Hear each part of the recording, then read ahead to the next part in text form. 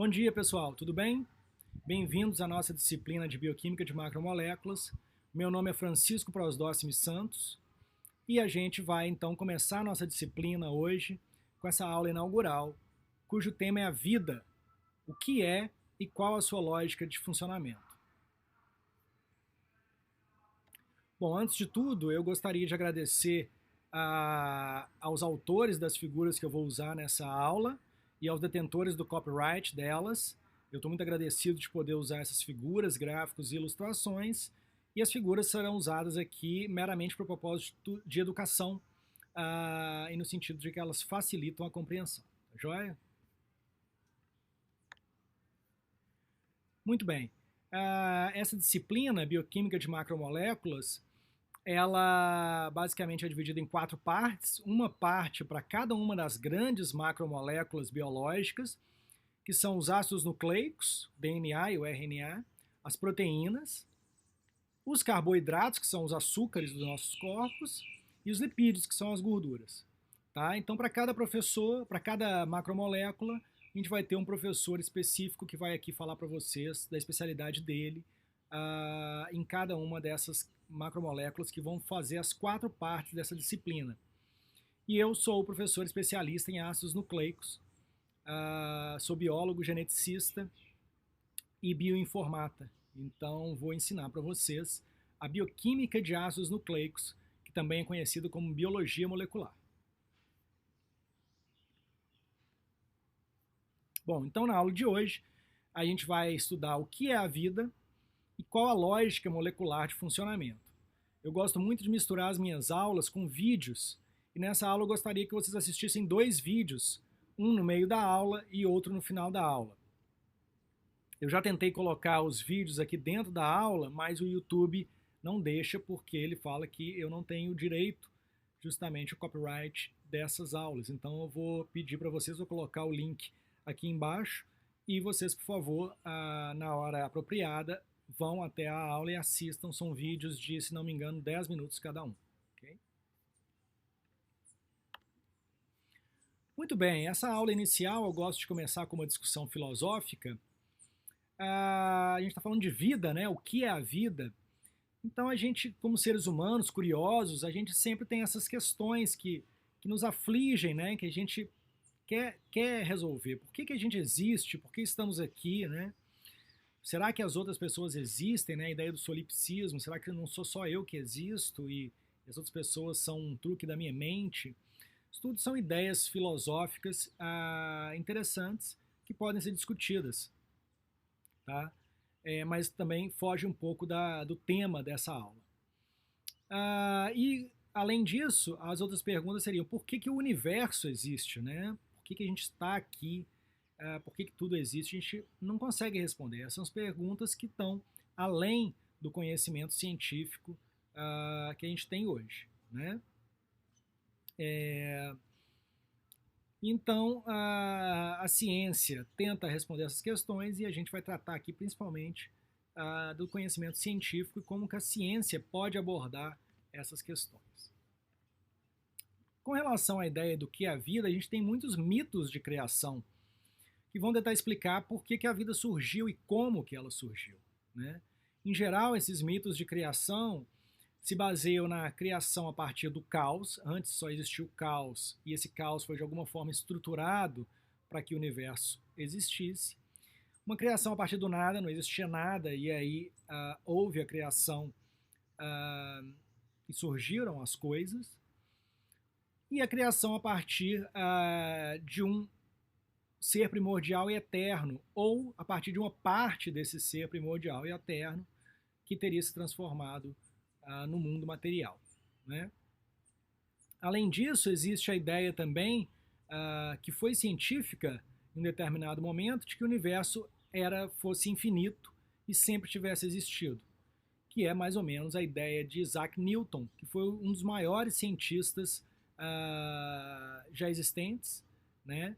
O inglês Sir Isaac Newton, que criou a ideia da gravidade, das leis de Newton e do universo infinito, estático, entre aspas, e que teria sempre existido. Okay? Vamos ver rapidamente aqui alguns mitos de criação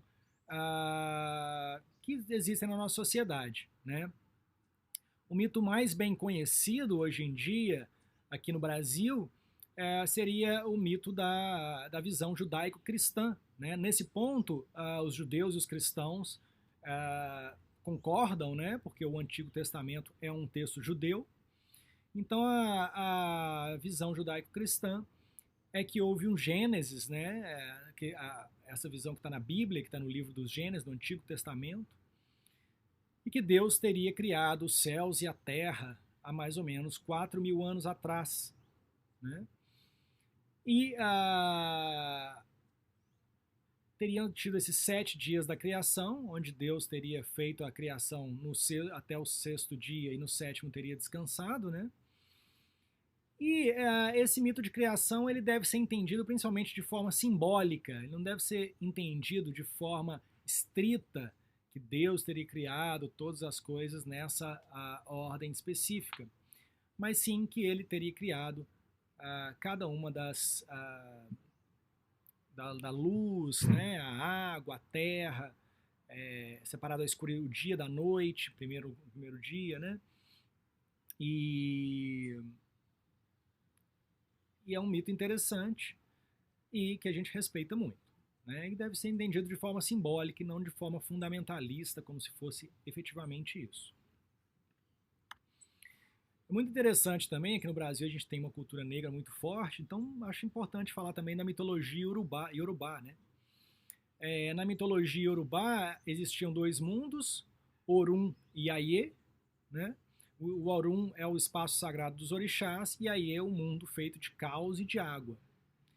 E aí Olorum, que foi o primeiro orixá a existir, né, produziu a partir do seu corpo 2 outros orixás, que são o Doduá e o Batalá. O Batalá é mais conhecido no Brasil como Oxalá, né? E então o Olorum manda o Doduá via terra e ele traz uma cabaça com ingredientes e com uma terra escura que ele joga sobre as águas para produzir a morada dos homens. E a partir disso, o Batalá ou Oxalá cria a vida. Também é um mito da cultura negra, africana, que é muito bonito e que a gente também respeita muito. E eu também gosto muito da mitologia hindu, né? Onde para os hindus antes tudo era escuridão e silêncio, até que Brahma despertou de um grande sono e se transformou num ovo cósmico.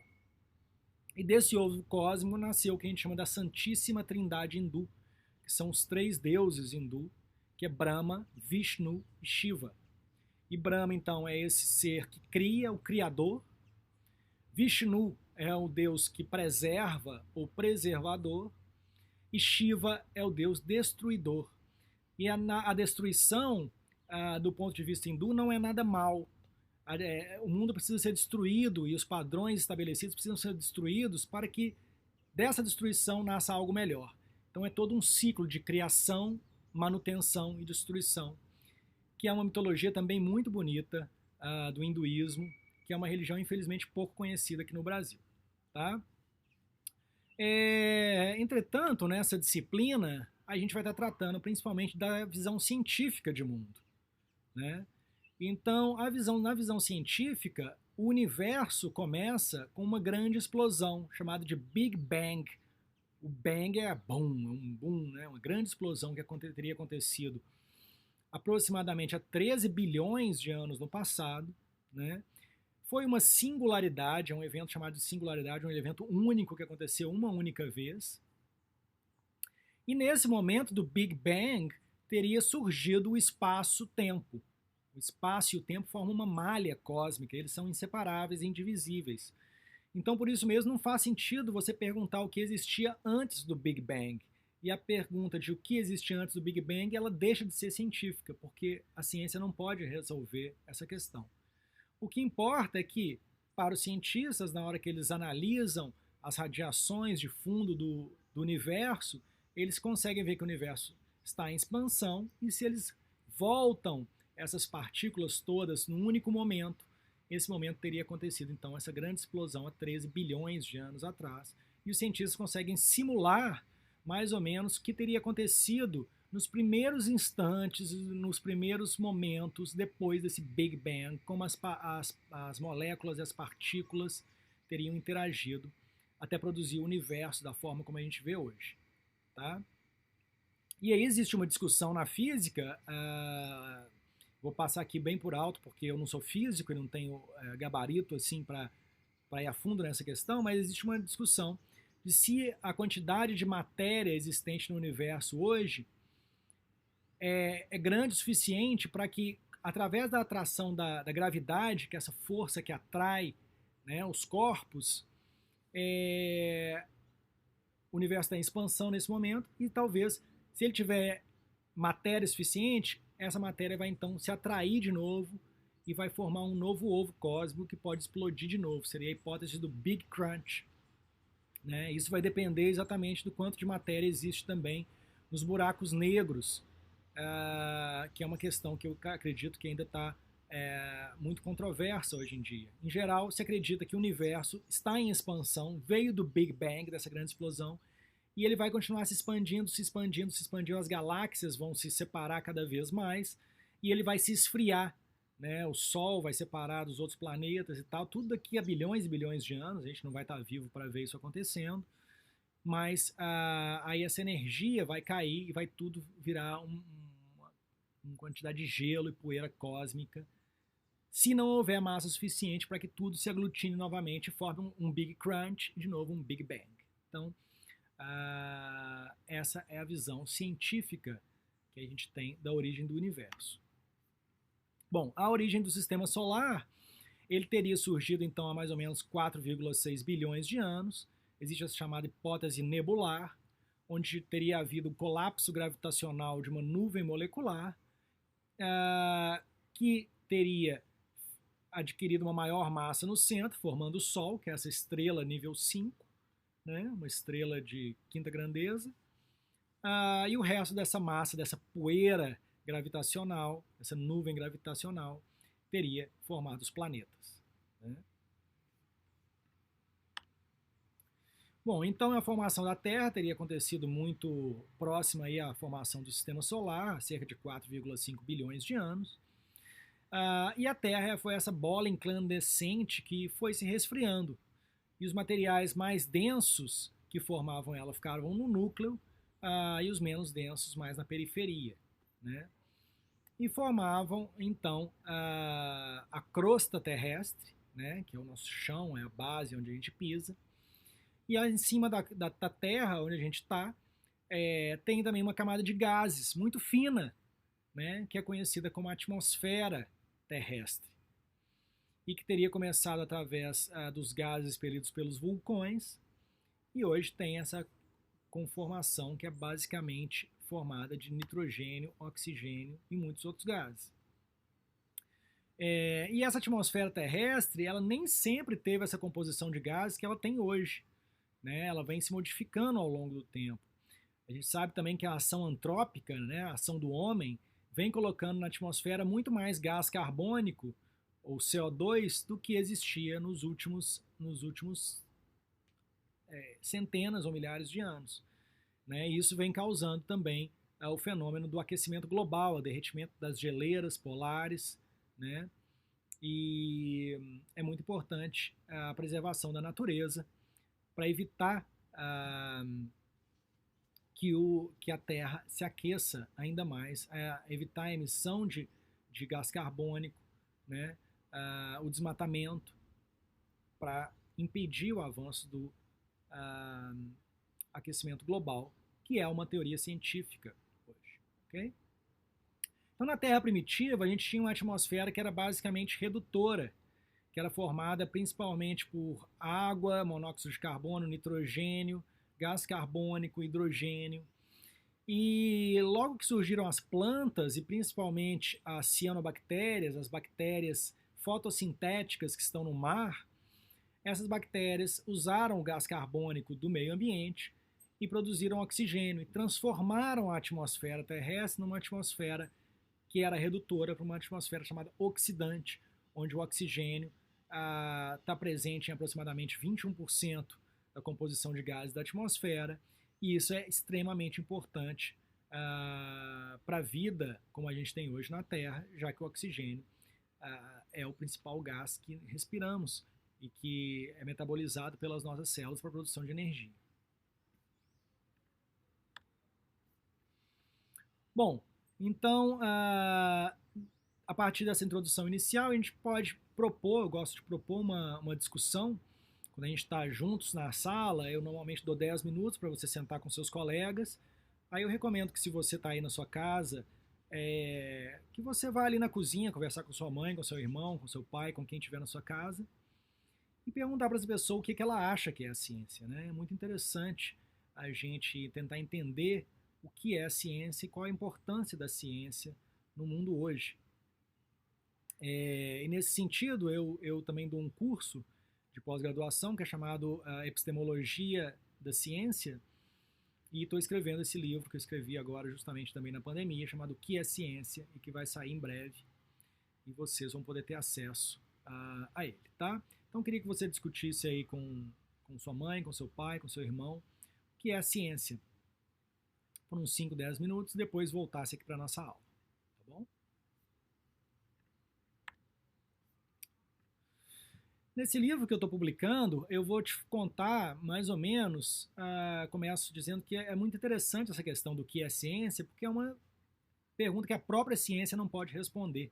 A ciência não pode fazer um experimento controlado para testar e tentar entender o que é a própria ciência.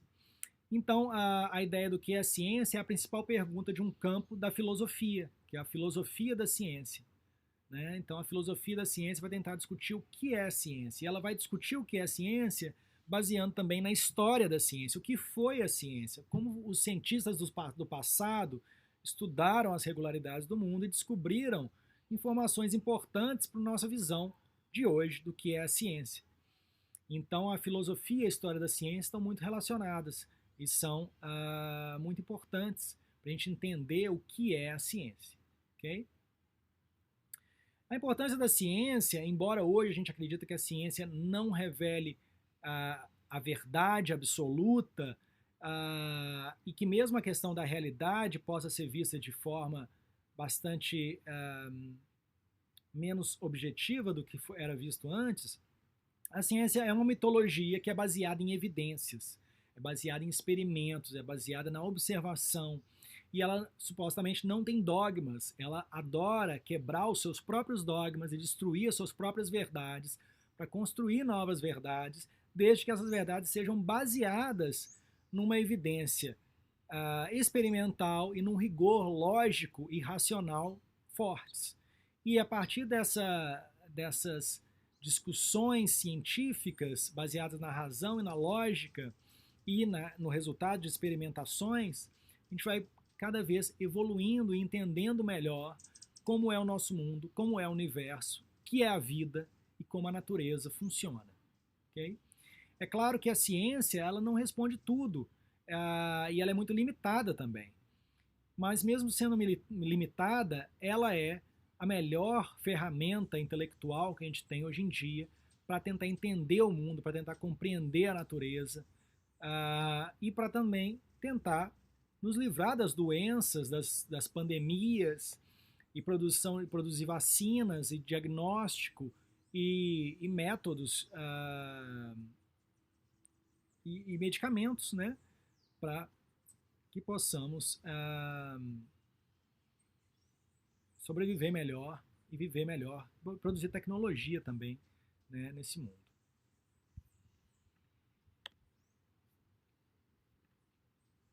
Bom, ainda uma questão mais ou menos filosófica é o que é a vida, né? O que é a vida é uma das 3 maiores questões da humanidade. A gente fala que as 3 principais questões da humanidade são como surgiu o universo, como surgiu a vida e como surgiu o homem ou a consciência humana, né? O cérebro, a mente, né? Então essas são 3 das grandes perguntas que todo ser humano já se fez em algum momento. E a biologia e as ciências biológicas estão envolvidas em 2 dessas perguntas, principalmente o que é a vida e como surgiu a consciência, a mente e o ser humano. né? Essa pergunta que a gente vai tratar aqui hoje, brevemente, sobre o que é a vida, foi descrita classicamente pelo físico Erwin Schrödinger. Em 1944, ele publicou um livro chamado O que é a Vida. Ali eu coloquei uma figura da página inicial do livro, né? Ali. What's Life? By Erwin Schrödinger. Né? E o Schrödinger falava que a vida era baseada na transmissão de informações herdáveis, né? Os filhos se parecem com os pais. Por que isso acontece, né? E como que isso é o estudo da genética também, né? Como que essa informação biológica é passada de mim para o meu filho, do meu pai passou para mim. E Schrödinger dizia que essa informação biológica deveria ser passada através de uma molécula, né? E essa molécula teria uma forma que seria como se fosse um cristal aperiódico.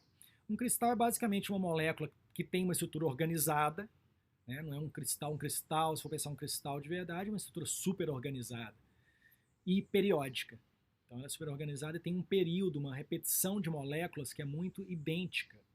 Mas para a vida, esse cristal não pode ser periódico, ele teria que ser aperiódico. Aperiódico significa que ele não tem repetições ali dentro da informação que ele traz. Ele tem uma informação que não é repetitiva, que é repetitiva só num certo nível. Tá? Mas principalmente essa ideia de que a vida era baseada em uma molécula inspirou muito James Watson, que é um dos descobridores da estrutura do DNA em dupla hélice e que é um dos arquitetos dessa disciplina que a gente está estudando aqui, que a gente vai começar a estudar agora,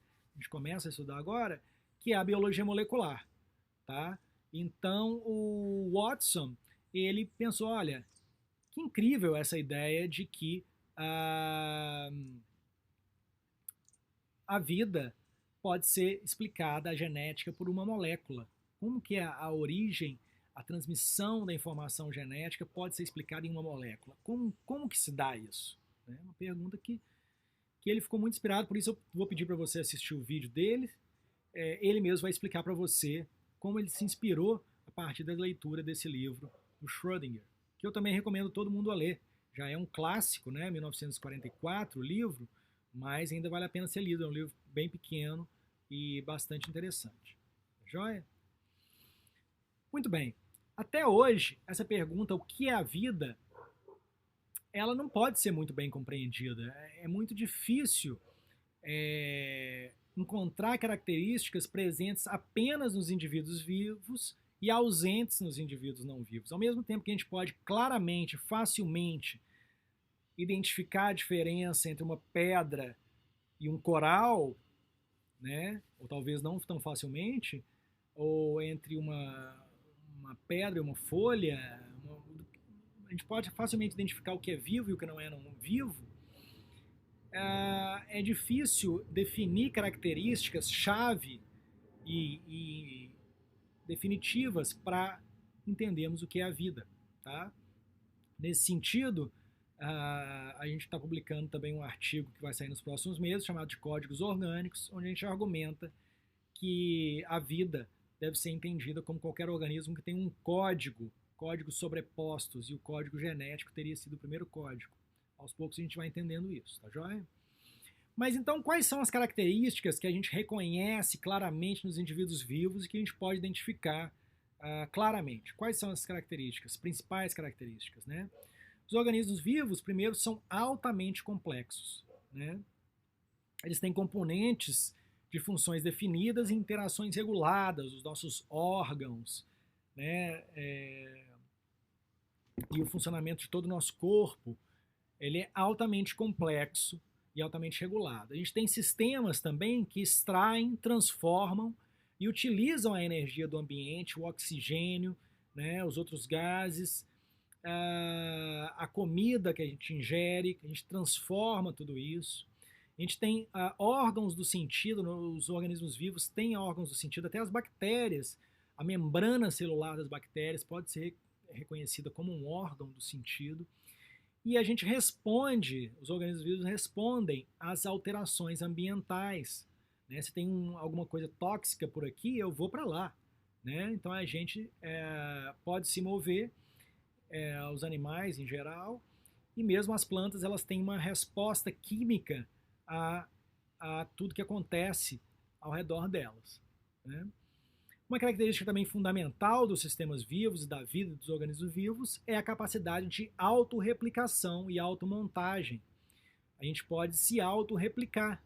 Né? A gente se autorreplica, na verdade, através da reprodução sexuada, no caso dos animais. Mas as bactérias e outros organismos, por exemplo, elas simplesmente fazem a cisciparidade, elas se dividem e formam dois novos organismos que são clones uns dos outros e que aí não aumenta a diversidade genética, como na reprodução sexuada, mas é uma estratégia também reprodutiva. Okay? E os organismos também, uma questão super importante dos organismos vivos é que a gente tem a capacidade de se alterar ao longo do tempo através das mutações, né, e que vão ser alvo do processo evolutivo. Né? Então o processo evolutivo vai ser capaz de selecionar os indivíduos mais adaptados, e esses indivíduos mais adaptados, eles não só sobrevivem mais, como eles têm mais prole. À medida que eles têm mais prole, seus genes vão passar através das gerações e vão se manter ao longo das gerações para as próximas gerações. Então, essas são algumas das características principais dos organismos vivos. E aí, se a gente voltar um pouco, a gente vai ver que a ciência do século XIX ainda tinha uma característica um pouco mitológica aí nela, onde existia a ideia de que dentro dos organismos vivos existia algum tipo de alma ou alguma característica particular e essencial que transcendia os valores materiais, o mundo material, e que dava à vida essa característica mágica que a gente acredita que a vida tenha. Né? Mas com o desenvolvimento da bioquímica e da genética, principalmente no início do século XX, os pesquisadores começaram a explicar a vida a partir de sua base física e química. Né? E nesse sentido, a gente pôde trazer para as ciências biológicas o rigor que antes só existia nas ciências exatas. Né? Então, as ciências biológicas começaram a adquirir esse rigor metodológico e esse rigor científico que antes não era tão presente na biologia. Né? E esse objetivo, então, de trazer esse rigor para as ciências foi finalmente, para as ciências naturais, para as ciências biológicas, foi finalmente alcançado com a biologia molecular, com a identificação do DNA, das bases do DNA, da ordem de bases do DNA, do que é um gene. Né? Então, estudos do início do século XX mostraram que apenas a força química das moléculas inanimadas era capaz de explicar a maioria dos fenômenos que a gente consegue observar nos organismos vivos. Né? Então, e aí nasce a bioquímica. A bioquímica, então, é a explicação, como que a química funciona, as moléculas funcionam dentro do organismo biológico. Né? Que é a explicação do metabolismo, é a compreensão mais profunda de como funciona o metabolismo dentro de cada uma de nossas células. Então, esse objetivo foi alcançado e tem sido cada vez mais alcançado e buscado pelos cientistas, explicar a vida e os fenômenos vivos a partir de uma lógica física, química e molecular.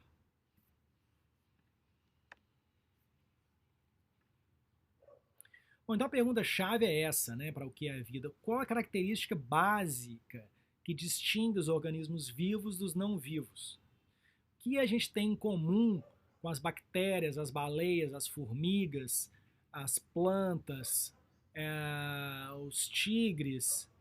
O que a gente tem em comum com esses organismos e a gente não tem em comum com as pedras, com a água e com outras moléculas não vivas, né? Outras entidades não vivas.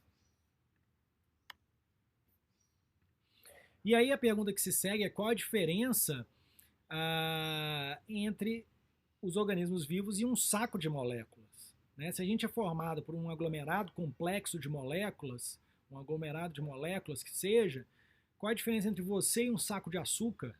Né?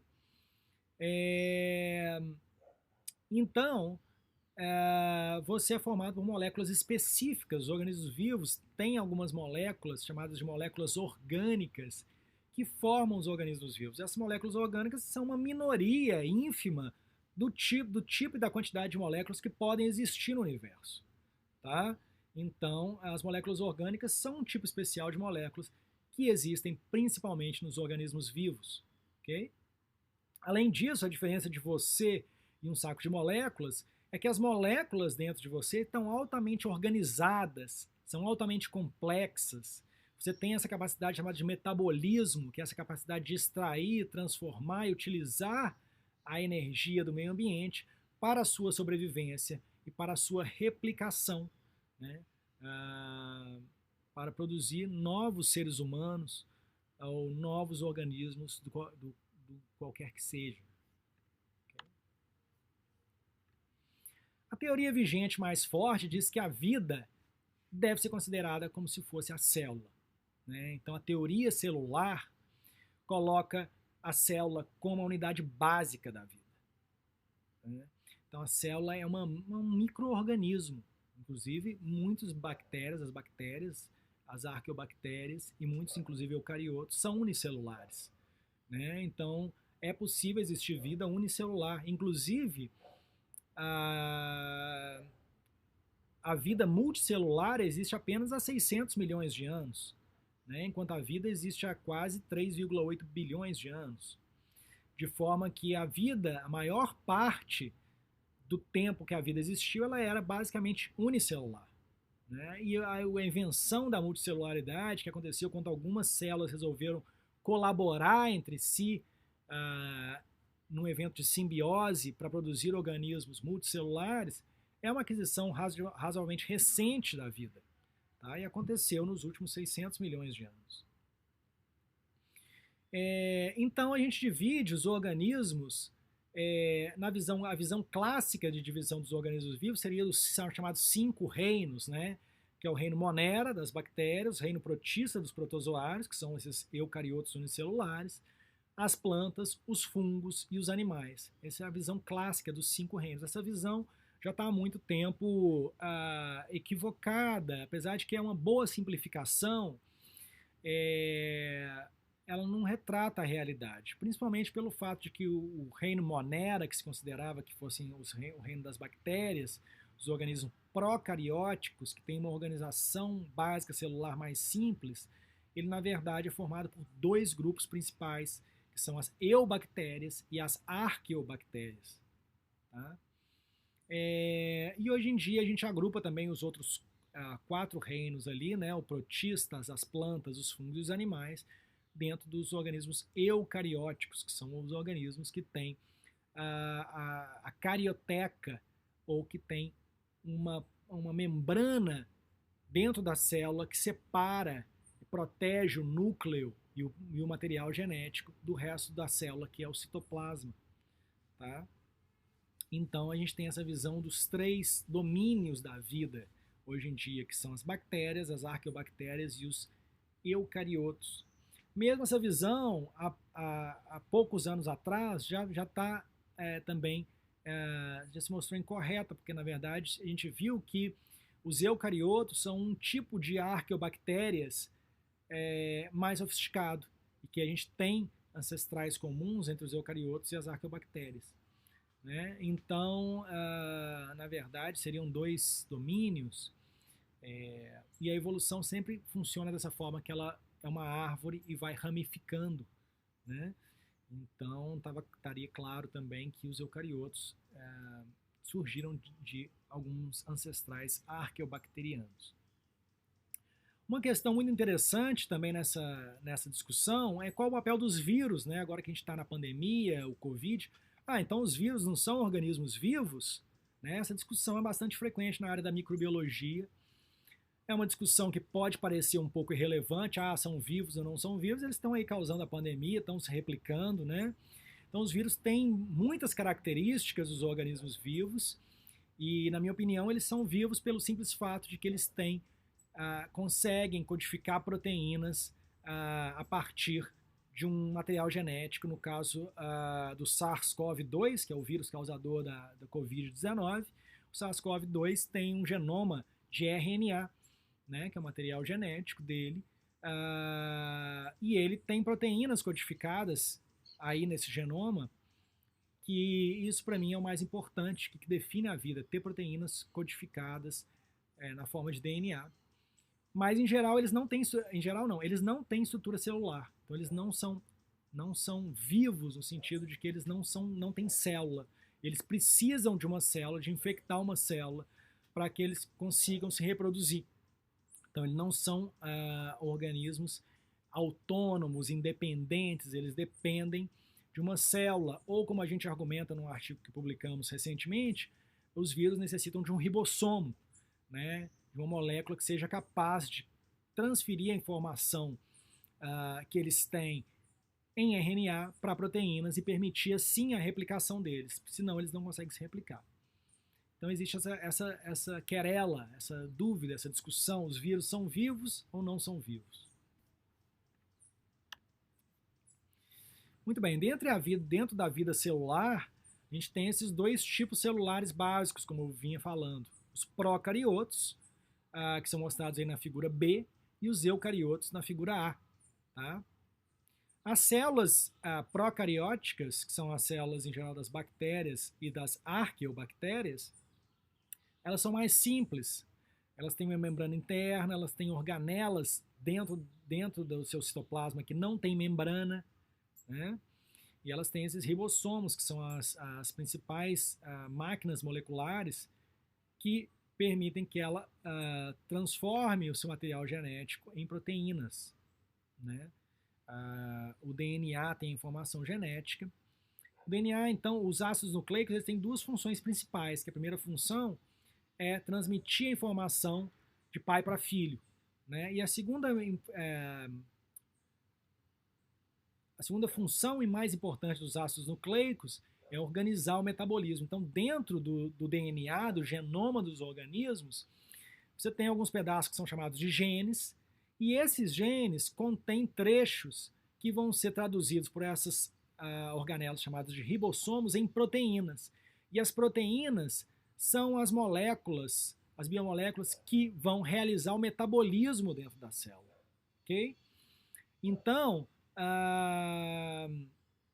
o ácido nucleico, o DNA, ou o RNA, no caso de organismos que têm genoma de RNA, ele tem os genes, e esses genes vão organizar as proteínas, e as proteínas vão efetivamente realizar o metabolismo, vão produzir a respiração, vão digerir os alimentos, né?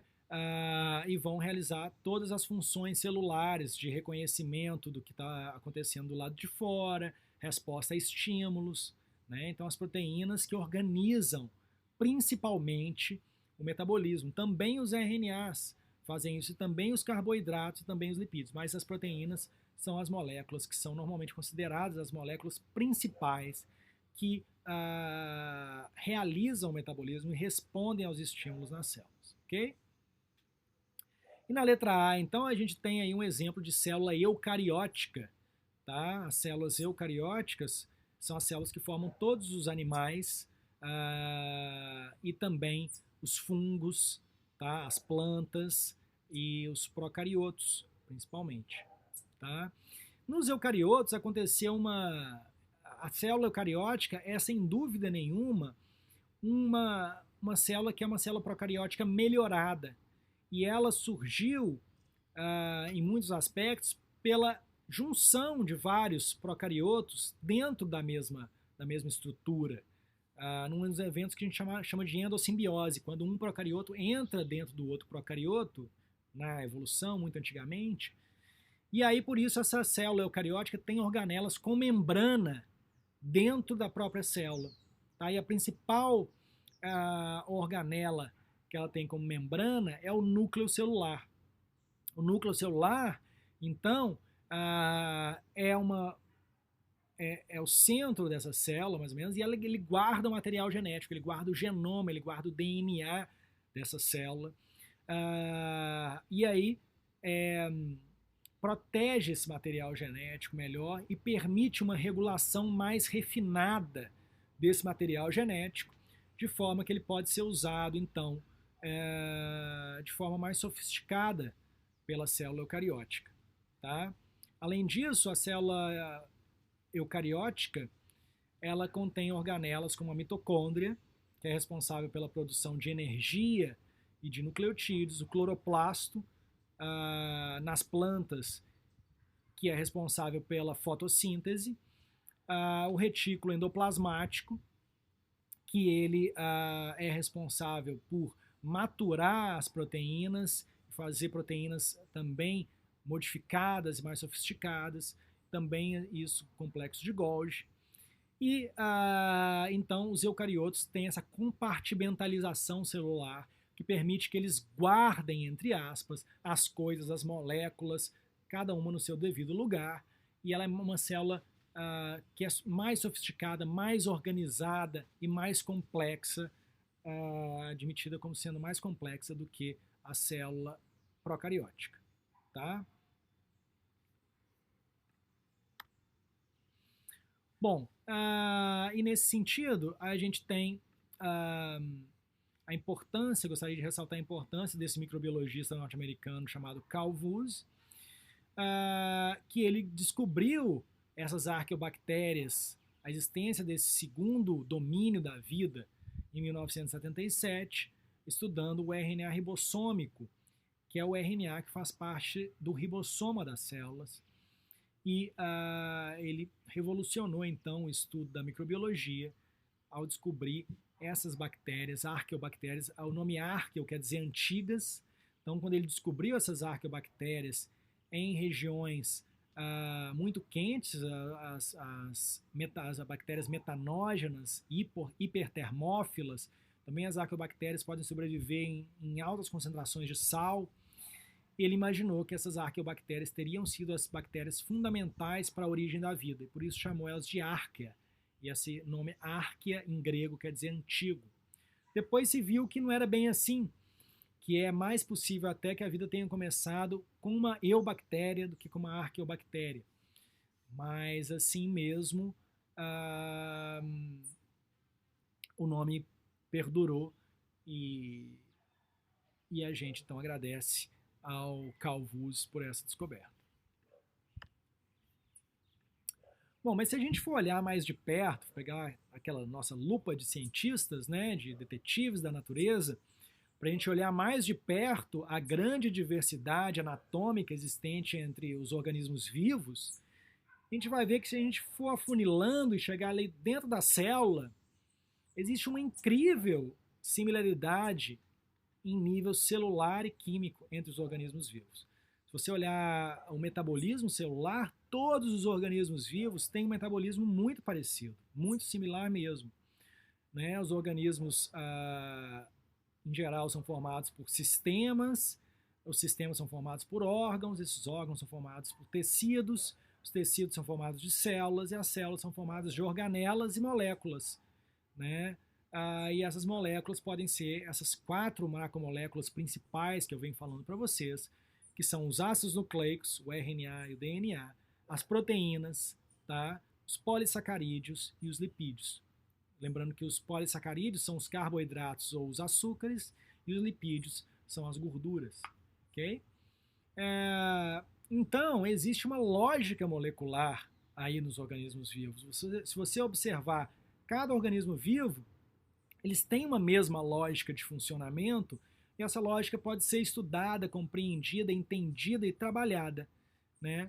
Apesar de que poucas generalizações podem ser feitas para todos os organismos, dentro das células funcionam de forma muito parecida.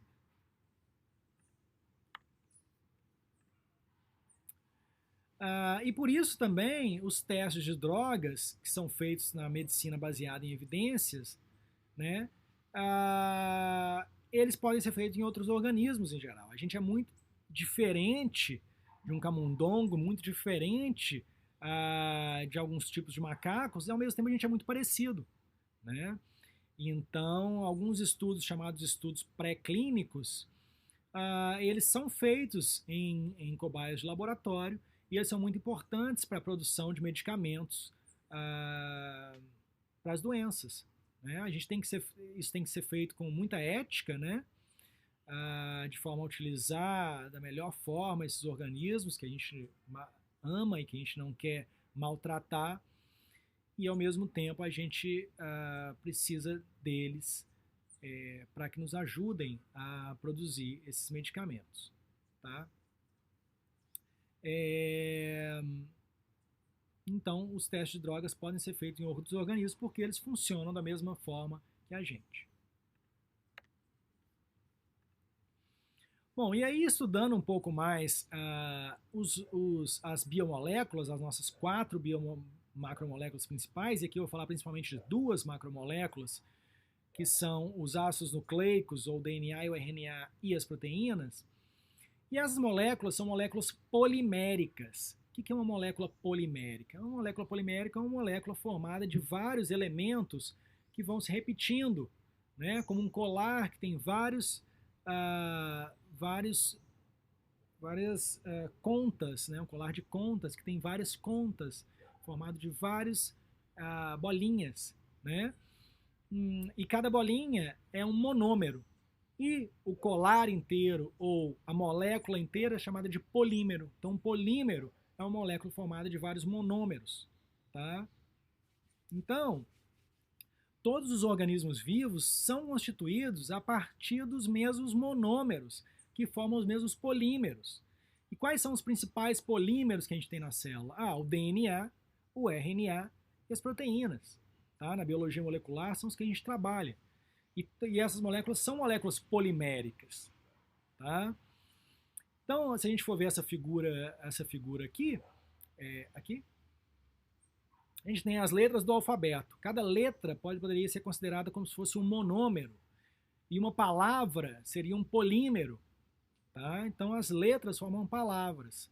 Do mesmo jeito que as letrinhas do DNA, ACTG, formam genes. As palavras do DNA são os genes. Ok? E nas proteínas a gente tem um alfabeto de 20 letras, que são os 20 aminoácidos que a gente conhece. No DNA são só 4, tá? Só 4 letras, o A, o C, o T e o G. E nas proteínas a gente tem 20 letras, que são os aminoácidos básicos, que a gente vai ver daqui a pouco qual é a estrutura deles. E esses aminoácidos são os monômeros que, quando estão reunidos, formam uma proteína, que é um polímero de aminoácidos. Tá?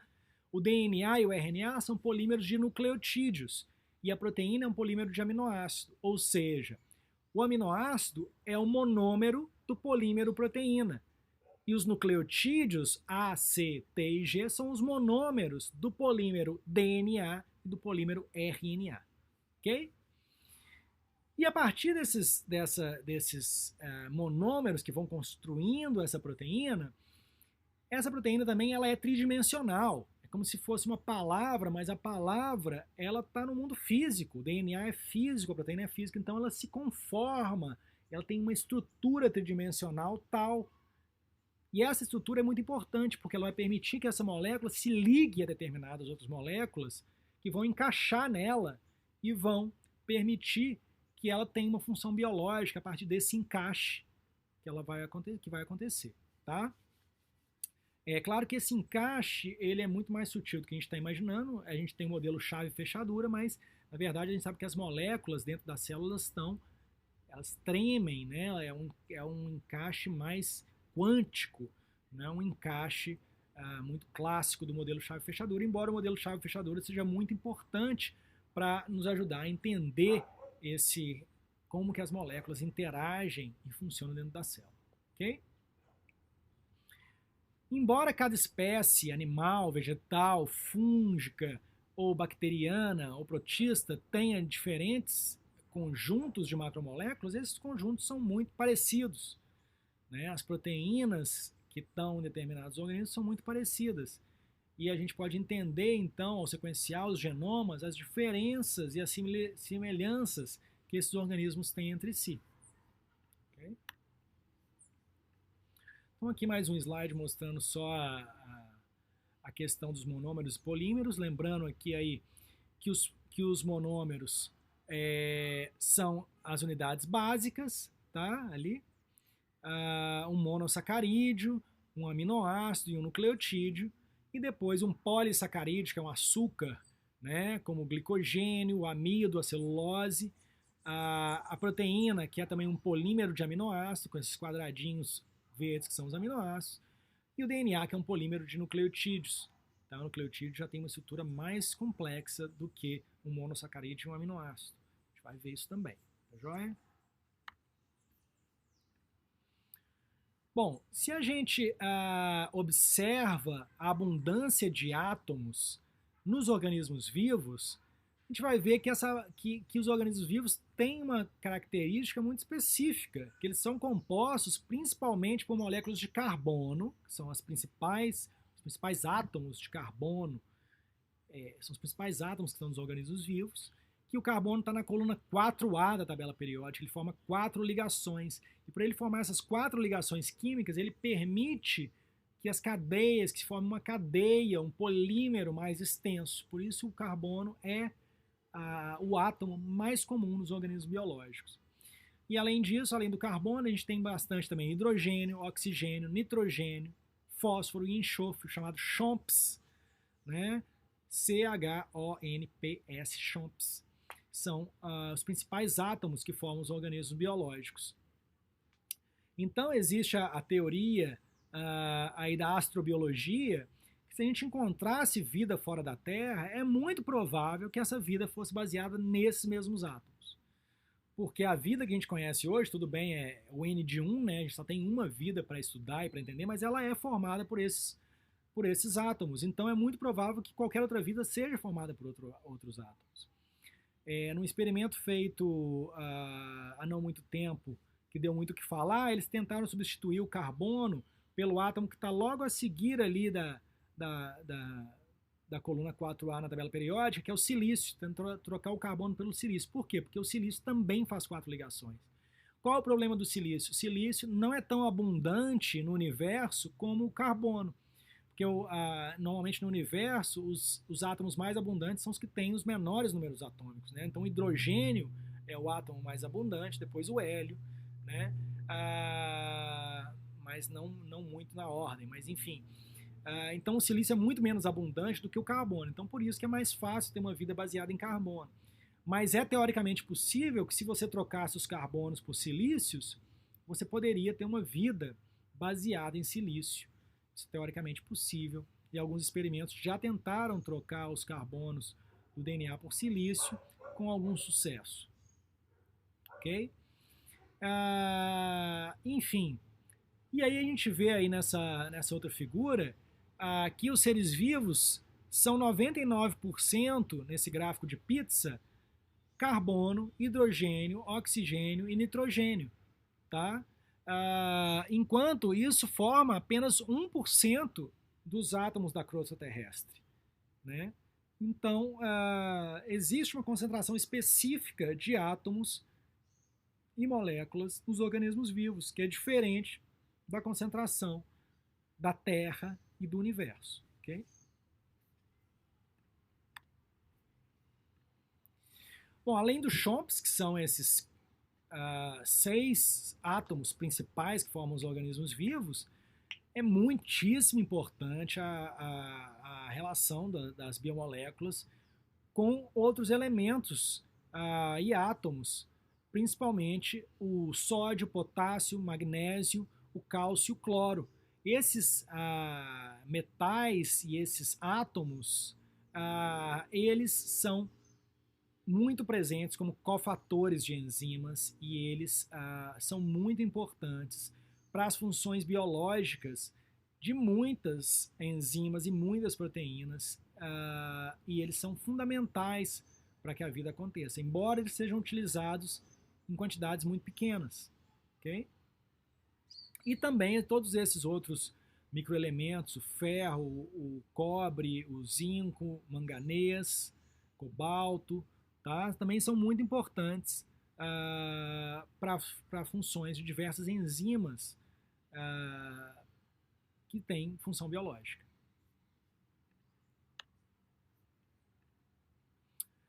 Muito bem. Então a gente tem aí mostrando algumas moléculas, né, os átomos, aliás, o hidrogênio, o oxigênio, o nitrogênio, carbono, enxofre, fósforo, o número de átomos de cada um, o número de elétrons não emparelhados, que vão definir como que eles vão se ligar com os outros elementos. E aqui, nessa coluna aqui, temos a formação de algumas moléculas, como o gás hidrogênio lá em cima, a água, H2O, né, a amônia, NH3, o metano, CH4, sulfeto de hidrogênio, SH2 e o ácido fosfórico. Okay? Mas, como eu dizia anteriormente, o carbono é esse principal átomo que forma as biomoléculas. Tá? Ele corresponde a mais de 50% do peso seco das células. Né? Ele tem essa versatilidade incrível para formar ligações químicas, como a gente vê aqui de novo. Então, ele pode formar ligações simples, como ele está formando ali em cima com o hidrogênio, com o oxigênio. Pode formar ligação dupla com o oxigênio. Pode formar ligação tripla com o próprio carbono, né? Mas essa que está com a setinha ali laranja é a principal ligação que ele faz, carbono-carbono, que permite que as biomoléculas sejam, então, esses polímeros enormes que a gente vê elas. Então, carbono, carbono, carbono, carbono, carbono, carbono, carbono, que vão formar os corpos, nossos corpos, os corpos das plantas. As plantas absorvem o gás carbônico, CO2, do ar, e esse C do CO2 depois vai virar um carbono que vai formar o próprio tronco da árvore, a própria folha da árvore, né? Nesse mecanismo de assimilação do carbono atmosférico. Okay? Então, o carbono pode formar estruturas, cadeias lineares, cadeias ramificadas, estruturas cíclicas, tá? E são os principais átomos que formam os compostos orgânicos. Tá, através das ligações covalentes, que são essas ligações químicas fortes. Esse slide mostra nada mais que alguns grupos funcionais presentes em moléculas vivas, grupo hidroxil, álcool, OH, o grupo carbonil, C-OH, cetona e aldeído, né? O grupo carboxil, que é o COOH, grupo metil, CH3, grupo etil, C2H5, grupo fenil, amino, grupo amido, né? Todas essas moléculas e essas ligações específicas que estão sendo mostradas nesse slide são muito frequentes em moléculas biológicas, são chamadas moléculas orgânicas. Tá? Então a gente vai encontrar muitas dessas ligações nas moléculas que formam os organismos vivos. E aqui alguns exemplos de biomoléculas. Ali em cima, à esquerda, temos um exemplo de um aminoácido, que é a histidina. Aminoácido, lembrando que é um monômero que forma uma proteína. Ali tem a estrutura química completa do aminoácido.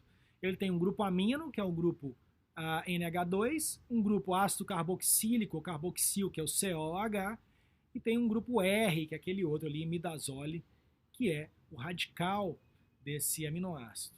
Tá? Depois a gente tem a epinefrina, que é a molécula da adrenalina, que aí também você vê que tem um grupo metil, um grupo amino, um grupo hidroxil, um grupo fenil, tá?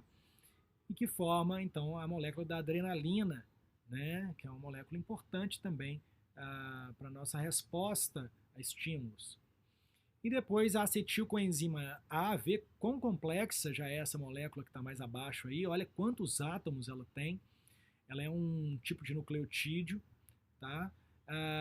E ela também é um intermediário muito importante do metabolismo celular, como a gente possivelmente vai ver, não na parte de biologia molecular, mas na parte de metabolismo, nessa disciplina. Muito bem, então aí nós temos aí mais uma vez as 4 macromoléculas principais que formam os organismos vivos, os ácidos nucleicos, as proteínas, os polissacarídeos, os açúcares e os lipídios, que são as gorduras. Ok? A célula tem 70% do seu peso total formado por água. Isso é basicamente água, certo? 15% proteínas, 1% do peso da célula é o DNA, 6% é o RNA, que é esse intermediário do DNA, que também tem função biológica, 3% formam os açúcares ou polissacarídeos, 2% os lipídios, 2% de subunidades monoméricas intermediárias e 1% de íons orgânicos, né? Lembrando que os ácidos nucleicos, que é o DNA e o RNA, têm duas funções importantes, que é o armazenamento da informação genética e o controle do metabolismo. Eles guardam a sequência dos genes e os genes têm a fórmula, a receita para a produção das proteínas, né? E as proteínas, quando produzidas a partir da informação dos genes, elas vão ter diversas funções, são as principais moléculas da célula, tem função enzimática, estrutural, função de transporte, podem ser hormônios também, tá? Enquanto os açúcares ou polissacarídeos têm essa função de armazenamento de energia e também função estrutural e também função na membrana da célula, como reconhecimento, né? Então também ela atua como mecanismo sensorial. Os lipídios também tem essa função de armazenamento de energia, né? A função estrutural formam principalmente as membranas celulares, os fosfolipídios, mas também podem ser hormônios e podem viajar pela corrente sanguínea para ser produzidos no lugar do seu corpo e viajar na corrente sanguínea para sinalizar em outro lugar do seu corpo que alguma coisa está acontecendo e que esse outro órgão tem que responder a esse estímulo. Okay? Isso é um hormônio. Bom, e os fármacos, né? Os fármacos são moléculas capazes de ligar e de modificar a função das biomoléculas, tá?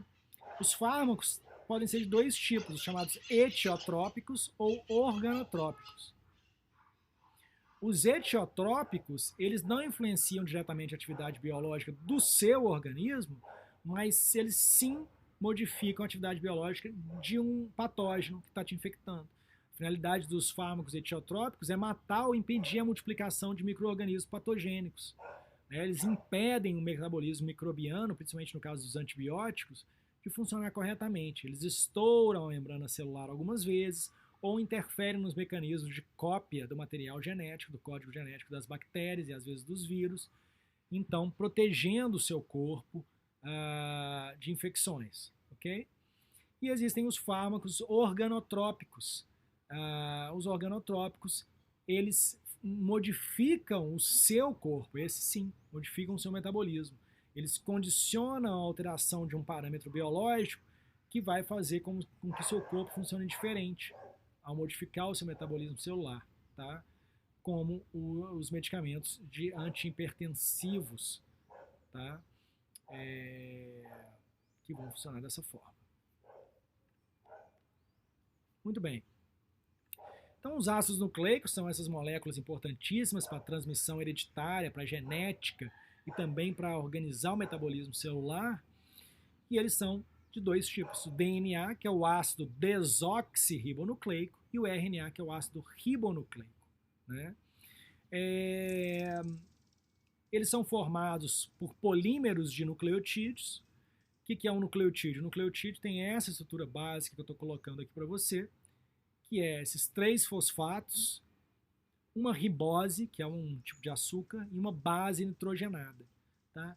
Essa base nitrogenada ela pode ser ACT ou G, como eu estou mostrando aqui acima. Ó, eu coloco a timina é o T, tá? O citosina é o C, a adenina é o A e a guanina é o G.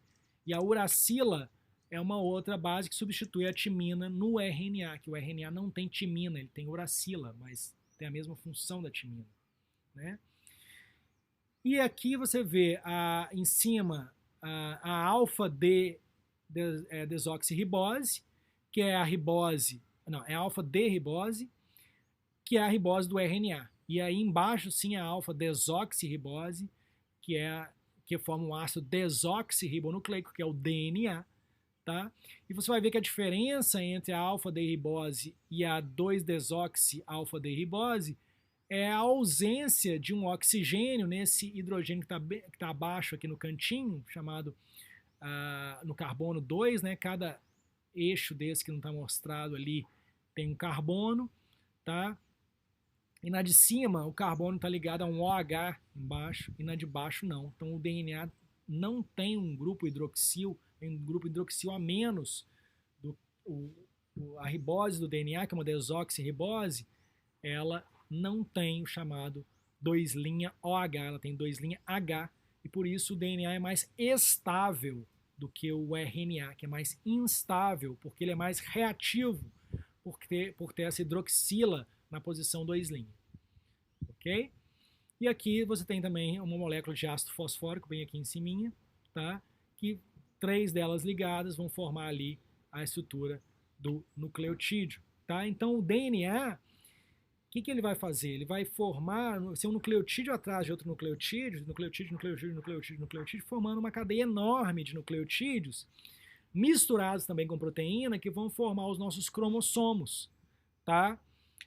O nosso cromossomo 1, por exemplo, que é o nosso maior cromossomo, ele tem, se não me engano, 248 milhões de nucleotídeos empilhados, tá? Que é pequenininho, mas são 250 milhões de nucleotídeos de A, C, T e G que vão formar o nosso cromossomo 1, que é o nosso maior cromossomo da nossa célula. A gente tem 22 pares de cromossomos autossômicos e um par de cromossomos sexuais na nossa célula, tá? Então os cromossomos são formados por polímeros de DNA misturados com uma proteína, principalmente uma proteína específica chamada histona, que a gente vai ver nas próximas aulas.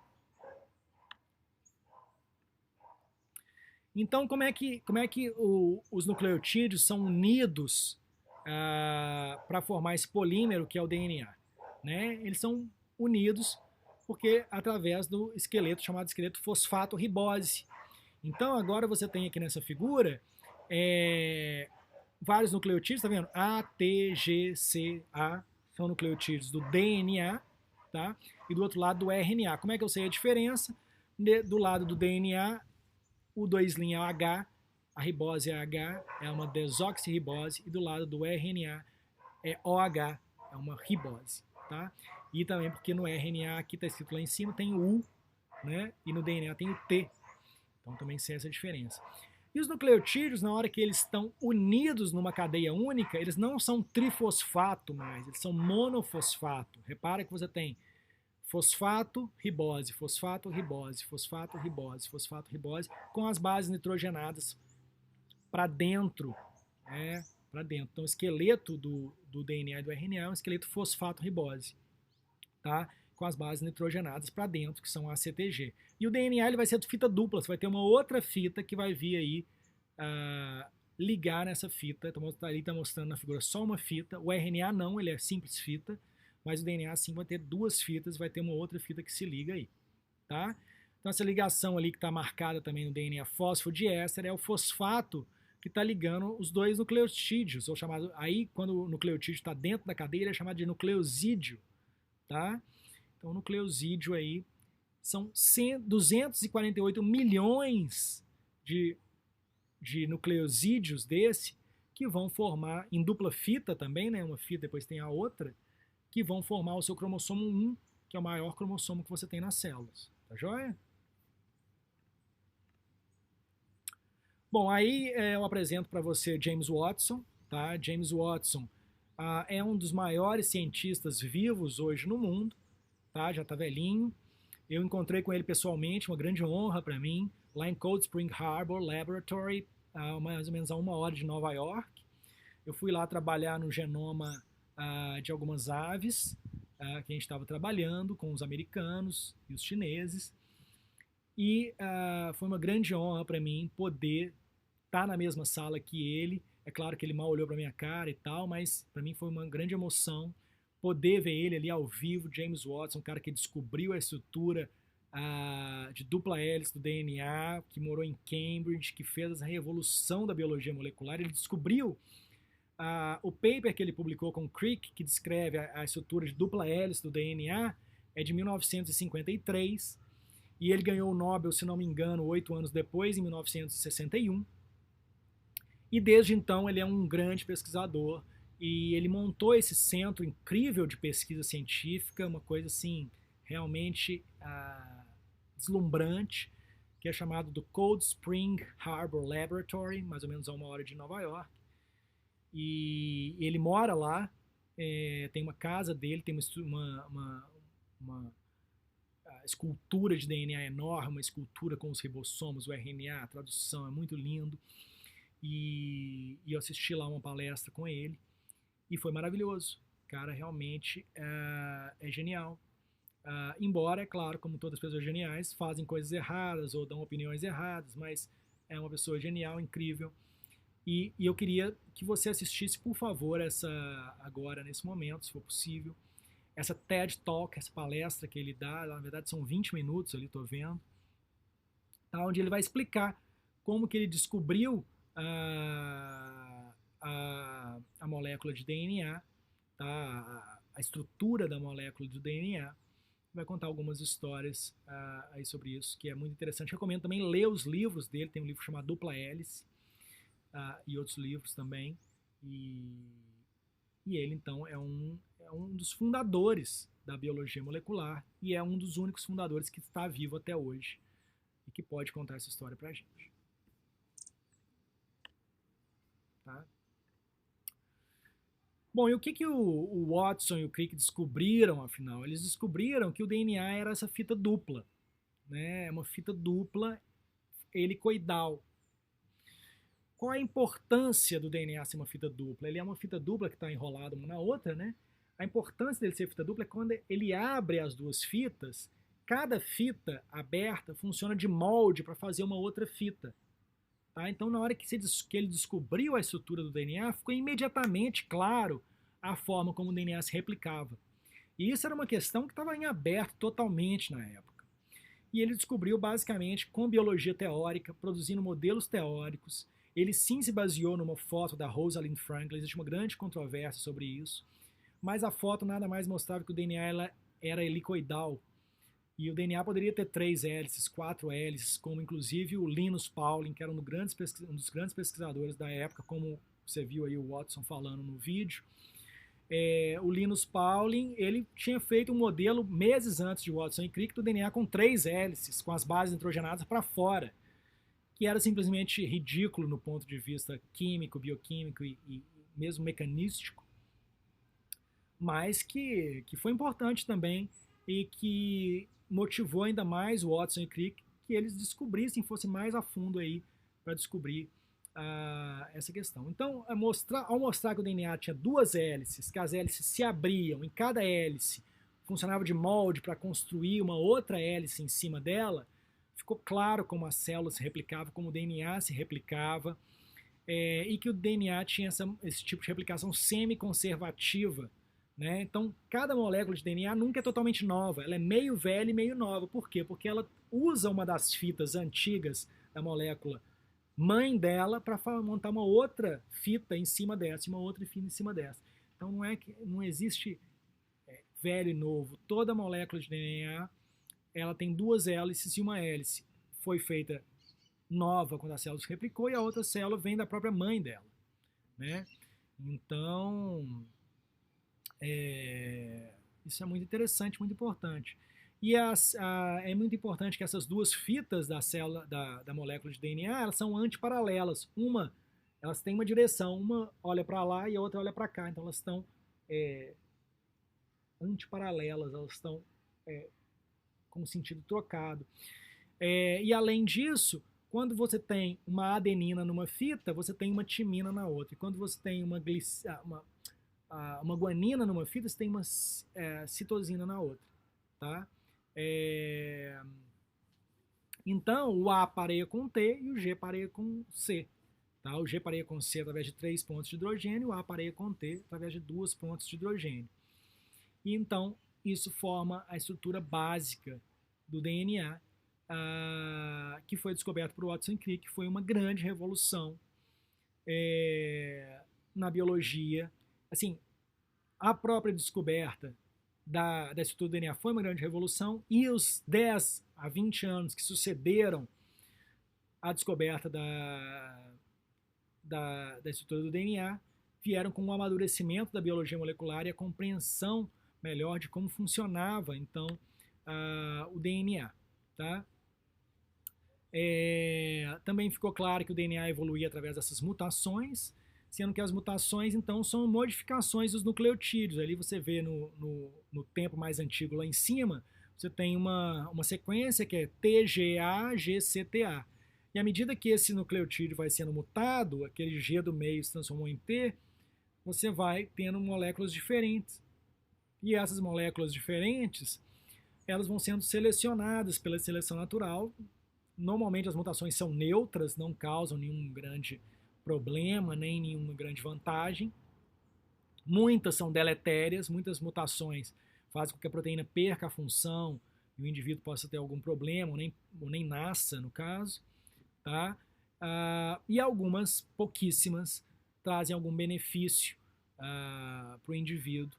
E aí isso pode acarretar numa nova característica, numa seleção de uma característica. Tá joia? Então o DNA evolui aí por mutações. E finalmente, nos 20 anos que seguiram aí a descoberta da estrutura do DNA, a gente conseguiu entender melhor como funcionava o fluxo da informação genética na célula, que foi o chamado de dogma central da biologia molecular. O dogma foi rapidamente quebrado também, né? Porque o dogma dizia que o DNA, ali, naquela figura ali, se replica, né? Ele pode se replicar. Ele transfere, o DNA está dentro do núcleo da célula, nos eucariotos. E para ele produzir a proteína, que é a função final do DNA, organizar o metabolismo, uma das funções, além de transmitir informação de pai para filho, é organizar a produção de proteínas. E as proteínas são as moléculas que coordenam como a célula funciona. Né? Então o DNA ele fica preso no núcleo. Então ele faz uma cópia dos genes que ele tem na forma de RNA e manda esse RNA para o citoplasma da célula. E ali no citoplasma é que o RNA vai produzir a proteína. E ele vai produzir a proteína como? Através de um chamado código genético. Para cada uma das 3 letrinhas do DNA, que a gente vê nessa tabela que eu estou mostrando ali também em cinza, para cada 3 letrinhas do DNA a gente tem um aminoácido. Tá? Um aminoácido, ali eu estou mostrando no código de 3 letras. Por exemplo, UU vai codificar o aminoácido fenilalanina, ou CCC vai codificar o aminoácido prolina, ou AAA vai codificar o aminoácido lisina, ou GGG vai codificar o aminoácido glicina. Então, cada trinca de nucleotídeos vai codificar um dos 20 aminoácidos. Existem 20 aminoácidos, tá? E isso se deu através da descoberta desse código genético. Foi também uma investigação científica linda que durou décadas, ou pelo menos quase uma década, para os cientistas entenderem como a informação do DNA era transformada em informação de proteínas. Tá? E aí se montou o modelo completo. O DNA tem o código para os genes, tem o código da vida, né? Ali dentro do DNA, algumas partes do DNA, do genoma, são genes. Essas partes que são genes são transcritas na forma de RNA. Esse RNA sai do núcleo, vai para o citoplasma, e no citoplasma esse RNA é transcrito, é traduzido, na verdade, muda de linguagem, sai da linguagem do DNA, do ácido nucleico, e é traduzido para uma outra linguagem, que é a linguagem das proteínas. Então, cada trinca ali do RNA vai virar um aminoácido. Depois, eu sei que quando eu falo isso ainda fica muito no ar, mas aos poucos você vai entendendo melhor se você for acompanhando as aulas, ok? Então é isso. Então o gene está no DNA, o gene é transcrito na forma de RNA, esse RNA sai do núcleo da célula, vai para o citoplasma, no citoplasma ele é traduzido para uma outra linguagem, que é a linguagem das proteínas, através de que cada 3 letrinhas dele vão codificar um aminoácido. Um processo de tradução que é feito nos ribossomos. Okay? Então, foi assim que a gente montou esse modelo completo da biologia molecular. Aí a gente tem a figura bem legal, lá no centro da figura, o DNA em vermelho. Aí aqui a membrana celular, que você vê ali com os poros, né, com os buraquinhos. Ali uma enzima chamada RNA polimerase, que vai pegar a parte do DNA que é gene e vai produzir o chamado RNA mensageiro, vai fazer uma cópia dessa parte do DNA, tá? E esse RNA mensageiro vai sair pelo poro da membrana e vai, então, ir para o citoplasma e ali vai se ligar essa coisa verdinha, que é o ribossomo, e o ribossomo vai, então, ligar aminoácido, aminoácido é esse quadradinho rosa, tá? Para fazer a proteína. Então é muito lindo esse modelo, é muito incrível e é muito interessante como é que a ciência conseguiu entender tão profundamente como acontece essa ligação, essa ordem que está dentro de todas as células de todos os organismos vivos e que basicamente une a vida, integra a vida de uma forma muito linda e muito interessante de ser compreendida. Tá? E agora falar um pouco das proteínas para terminar essa aula. As proteínas, então, são essas moléculas que são as mais importantes da célula, já que elas coordenam o metabolismo, são elas que ligam, né? Uma proteína importante, por exemplo, é a hemoglobina. A hemoglobina faz o quê? Ela liga o oxigênio e leva o oxigênio para todas as suas células do corpo e troca esse oxigênio em cada célula por gás carbônico e depois leva o gás carbônico também de volta para o pulmão. Então, as proteínas coordenam o metabolismo. Tá? E as proteínas, então, são moléculas poliméricas, são polímeros de aminoácidos. Tá? O aminoácido é o monômero da proteína, a proteína é um polímero de aminoácidos. Tá? E existem, então, 20 tipos de aminoácidos diferentes que formam as proteínas. E aqui nessa figura eu mostrei para você a estrutura básica de um aminoácido. Ele tem um grupo amino, que é um grupo NH2 ou NH3+, se estiver dentro da água, e um grupo ácido carboxílico. Aminoácido, grupo amino, grupo ácido carboxílico. Grupo ácido carboxílico, COOH ou CO- se tiver também em água diluído. Tá? Ele tem um hidrogênio, que está desse lado daqui, tá? E um grupo radical. Esse radical é a única coisa que muda entre os 20 aminoácidos. O resto da estrutura é idêntica. Todos os aminoácidos são aminoácidos, tem um grupo amino e um grupo ácido carboxílico. E esse R é o que muda. O aminoácido mais simples de todos, chamado glicina, no lugar desse R tem um H, um hidrogênio. Tá? Então, ele é o aminoácido mais simples. A alanina, que é outro dos aminoácidos mais simples, ao lugar desse R, ele tem um CH3. Tá? Então, cada aminoácido tem um grupo R diferente dos 20 que formam os organismos biológicos. Mas o importante é que o resto da estrutura é idêntica. Então aí, por exemplo, estou mostrando para vocês alguns aminoácidos. Tá? A alanina, como eu estava falando para vocês, tem um grupo radical que é CH3. Tá? A serina tem um grupo radical que é CH2OH. A tirosina tem um grupo radical que é um CH2, uma estrutura carbônica cíclica e depois um OH. Tá? A histidina tem um CH2 e o grupo imidazol. Tá joia?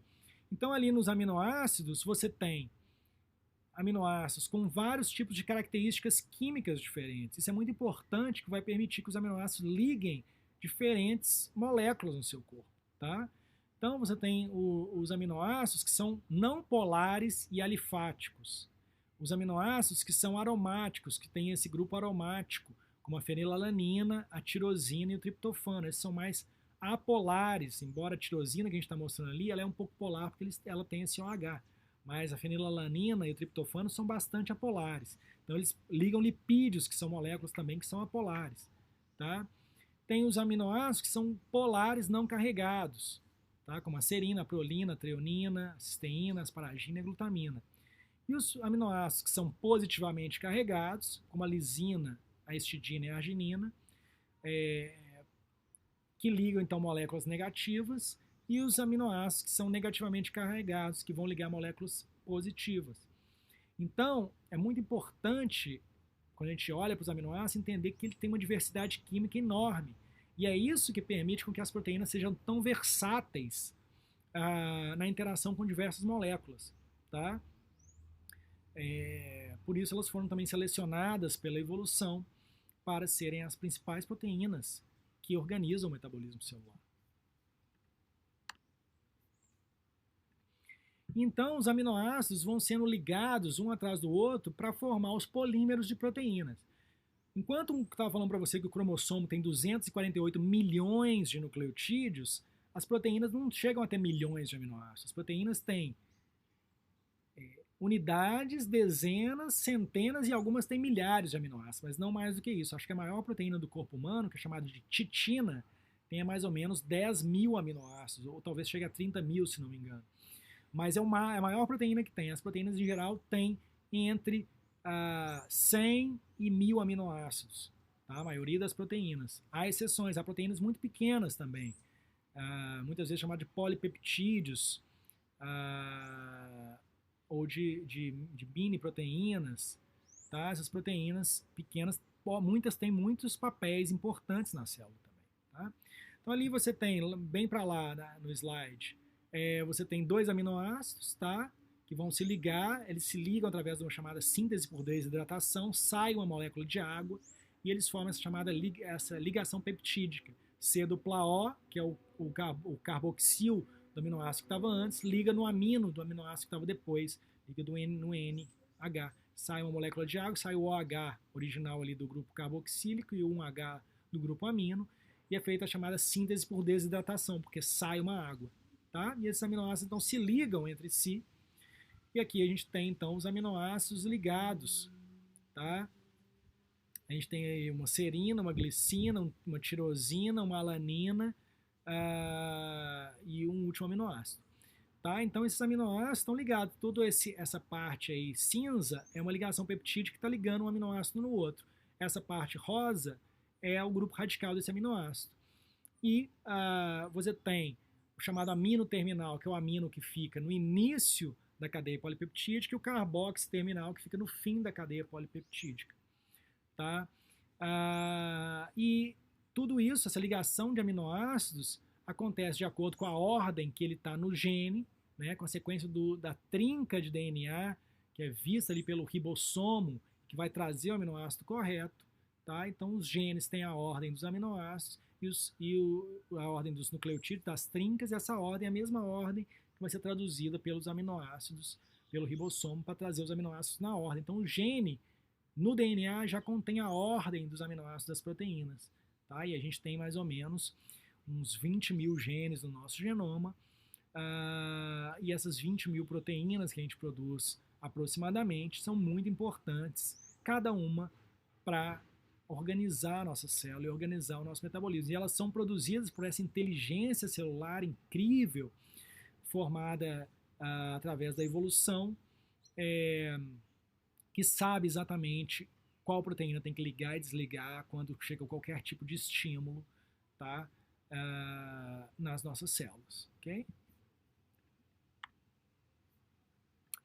Bom, e aí, já terminando a aula, a gente vê, eu coloquei uma célula vegetal agora, tá? A célula vegetal tem esse brancão ali que é um vacúolo, tem essas coisas verdes que são os cloroplastos, ali no centro, mais em rosinha, a gente tem um núcleo. Dentro do núcleo, a gente tem a cromatina, que é formada pelo DNA e umas proteínas chamadas histonas. E aí, dentro da cromatina, a gente tem o DNA, e o DNA é feito por nucleotídeos, tá? Na membrana plasmática, a gente tem principalmente lipídios, mas também tem algumas proteínas que atravessam essa membrana, e essas proteínas são formadas por aminoácidos. Nas células vegetais, a gente tem uma parede celular, que é uma parede celular formada por celulose, que é um carboidrato, um açúcar. Tá? Então, elas também têm essa parede celular que não está presente nas células de animais, mas sim nas células de plantas. Ok? Então, a gente tem essa hierarquia estrutural dos componentes das células. Bom, e aí a gente chega na ideia dos genomas, né? O que é um genoma? O genoma é o conjunto de DNA completo que está dentro de uma célula. Ele é totalmente diferente do código genético. O que é o código genético? Você vê toda hora nas reportagens os jornalistas falando assim, foi desvendado o código genético do jacaré. Não, o código genético já é conhecido há muito tempo. O genoma foi desvendado. O código genético é qual trinca de DNA, qual trinca do RNA que vai virar cada aminoácido. Isso já é conhecido desde a década de 70 para todos os organismos vivos. O que foi desvendado é o genoma. O genoma é que é a sequência completa dos nucleotídeos e que ainda é desconhecida para a grande maioria dos organismos e que a gente tenta estudar através dos trabalhos de genômica que a gente faz no nosso laboratório aqui de genômica e biodiversidade da UFRJ. Ok? Mas os genomas ainda são bastante desconhecidos, mas o código genético é bastante conhecido. Então, o código genético não é sinônimo de genoma. O código genético é qual trinca, o UU codifica o quê? Fenilalanina. AA codifica o quê? Lisina. GGG codifica o quê? Glicina. CCC codifica o quê? Prolina. Isso é o código genético. O genoma é que ainda é desconhecido. O código genético já é conhecido. E os genomas, eles podem ter tamanhos bastante diferentes, né? Os genomas dos vírus normalmente são medidos em kilobases ou em milhares de pares de bases. Os vírus são os organismos mais simples, que têm o genoma mais simples conhecido. Apesar de ser simples o genoma, a gente está vendo o que eles podem causar, tá? Mas é muito importante a gente entender que os vírus, a grande maioria dos vírus, são benéficos para a gente. E a gente tem vírus dentro do nosso próprio genoma, são chamados os retrovírus endógenos.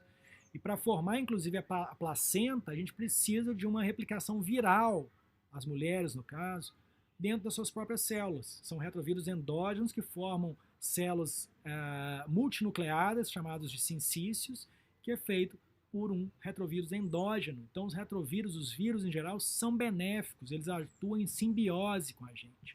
Alguns saem do controle em alguns momentos e causam grandes patogênios, como é o caso do SARS-CoV-2. Mas não é regra, é exceção. Okay? Muito bem, os vírus têm genomas medidos em kilobases, em milhares de pares de base. Tá? As bactérias têm genomas medidos em megabase, em milhões de pares de base. Tá? Então, as bactérias, em geral, têm mais ou menos entre 2 milhões e 20 milhões de pares de base de genoma. Há bastantes exceções, mas as bactérias têm um genoma em torno de megabase. Tá? E os eucariotos mais complexos, como nós, seres humanos, temos o genoma medido em gigabase, em bilhões de pares de base. Então, só o nosso cromossomo 1, como eu estava falando para vocês, tem 248 milhões de pares de base, que é 248 megabase, o nosso cromossomo 1. Tá? E os outros cromossomos são menores do que o 1, mas se juntar todos os 22 mais os cromossomos sexuais, a gente tem um genoma humano que tem aproximadamente 3,2 gigabase, 3 bilhões de pares de base, 3 bilhões e 200 milhões de pares de base, e cada célula nossa tem 2 genomas desse. Tá? Tem o genoma que veio do espermatozoide do nosso pai e o genoma do óvulo da nossa mãe. A gente tem, cada célula nossa tem 2 genomas. Tá? Então, é isso. Então, os genomas são bastante diferentes entre cada tipo de organismo e podem ser maiores ou menores.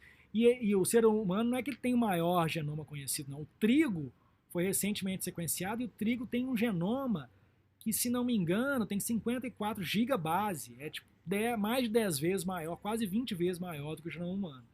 Não quer dizer também que quanto maior o genoma, mais sofisticado o organismo, ou nem quero dizer também que o ser humano é o mais sofisticado dos organismos, e cada organismo é lindo do jeito que é e tem um grau de complexidade e organização altamente complexo, tá? E altamente eficiente e tem o que tem. Então, bom, o ser humano não consegue respirar debaixo d'água, a baleia consegue, né? A baleia até que não, mas ela consegue segurar a respiração por horas debaixo da água, né? Tem várias outras adaptações para o ambiente aquático, os pássaros voam, então cada característica fenotípica também exige adaptações moleculares que estejam de acordo com essas características e, no caso do ser humano, a gente tem essa complexidade, principalmente do desenvolvimento do córtex pré-frontal, que nos deu essa capacidade de linguagem, o andar bípede, né, o polegar opositor e algumas das características que são humanas em particular e que são estudadas, que são muito interessantes, mas não quer dizer que são as melhores características que qualquer organismo poderia adquirir. Tá? Bom, e aí o DNA coordena a produção de genes que vai realizar o metabolismo. O metabolismo é realizado principalmente pelas proteínas. E o metabolismo é o que é a vida da célula. A célula se resume em realizar metabolismo. E o metabolismo pode ser resumido em dois tipos de vias: as vias catabólicas, onde você vai quebrar o que você comeu, os polímeros da alimentação, em monômeros, e as vias anabólicas, onde você vai reunir esses monômeros e formar novamente polímeros. Então, a célula está sempre, a vida da célula é quebrar e fazer novas moléculas. Tá? Então, você quebra o que você come e você faz as suas próprias moléculas para você funcionar bem, para a sua célula funcionar de forma adequada. Na hora que você quebra, você produz energia e calor. E na hora que você faz, você consome energia para fazer as suas próprias moléculas. Tá? Então, as vias catabólicas são as vias de quebra e as vias anabólicas são as vias de construção. E as células também respondem a estímulos. Então, com o catabolismo, o anabolismo e a resposta a estímulos, você tem, em geral, um resumo bem grosseiro do que uma célula faz. Tá? Então, novamente, essa hierarquia estrutural. A gente tem que as células são formadas por organelas. As organelas podem ser, algumas organelas são o núcleo, a mitocôndria, o complexo de Golgi, o retículo endoplasmático. Tá? A gente tem complexos supramoleculares, como a membrana, os ribossomos, a cromatina, os microtúbulos. As macromoléculas biológicas, que são as proteínas, os ácidos nucleicos, os polissacarídeos e os lipídios. E as unidades fundamentais, que são os aminoácidos para as proteínas, a glicose para os polissacarídeos, os nucleotídeos e as bases nitrogenadas para os ácidos nucleicos, e o ácido palmítico e outros lipídios simples para a formação dos lipídios mais complexos. Okay? Muito bem, então gostaria também de convidar você agora para assistir um outro vídeo, que eu vou colocar também o link aqui embaixo, tem ali o link já, o YouTube e tal, que é algumas novas ideias que a gente tem sobre a origem da vida, que é um projeto que eu estou trabalhando recentemente e que a gente fez esse vídeo, tá? E gostaria que você assistisse e comentasse alguma coisa sobre ele, ok?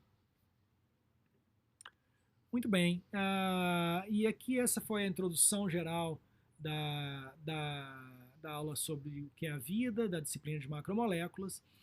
Esse, em geral, é o primeiro capítulo de quase todos os livros de bioquímica. O livro de bioquímica que a gente mais recomenda, que a gente mais usa em geral, é o Princípios de Bioquímica do Leninger, né? Que é um livro muito bom. Tem também muitos outros livros.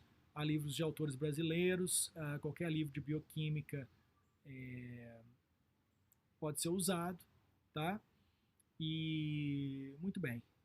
Queria agradecer a você por assistir essa aula e a gente se vê na próxima aula, então, de bioquímica. Espero poder ter ajudado. Qualquer coisa, faça comentários aqui embaixo e mande alguma ideia ou sugestão, tá bom? Muito obrigado, a gente se vê na próxima aula.